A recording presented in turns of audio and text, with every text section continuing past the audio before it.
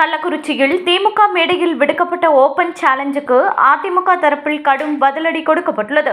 கள்ளக்குறிச்சி மாவட்டம் முதல் அரசு மருத்துவக் கல்லூரி வரை அனைத்தும் அதிமுக ஆட்சியின் சாதனைகள்தான் என முதல்வர் ஸ்டாலினை நேரடியாக சவால் விட்டுள்ளார் எடப்பாடி பழனிசாமி.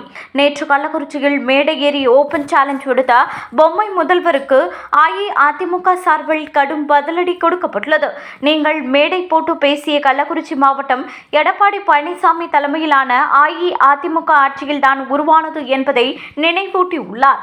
அதே கள்ளக்குறிச்சியில் அமைந்துள்ள அரசு மருத்துவக் கல்லூரி அதிமுக ஆட்சியின் சாதனைகளுக்கு சாட்சி என கூறியுள்ளார்.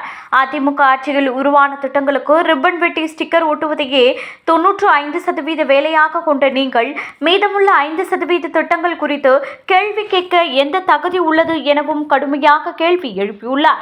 சட்டம் ஒழுங்கு சீர்குலைந்து பெண்களுக்கு பாதுகாப்பு கேள்விக்குறியாகி ஆசிரியர்கள், செவிலியர்கள், அரசு ஊழியர்கள், மாற்றுத்திறனாளிகள் என அனைவரையும் நடுத்தெருவில் போராட வைத்துவிட்டு பேசுவது வெட்கக்கேடான செயல் என்று விமர்சித்துள்ளார்.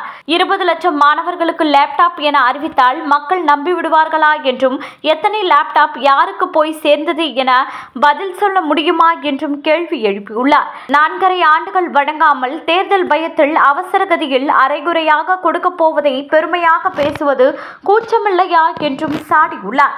செல்போன் ரீசார்ஜ் செய்தாலே ஒரு ஆண்டுக்கு ஏஐ சந்தா இலவசமாக கிடைக்கும் நிலையில் 6 மாத ஏஐ சந்தா என அறிவித்துள்ள விடிய அரசு எவ்வளவு பெரிய ஏமாற்று வேலை என்பதை அறிவார்ந்த மாணவர்களுக்கு நன்றாகவே தெரியும் என்றும் தெரிவித்துள்ளார்.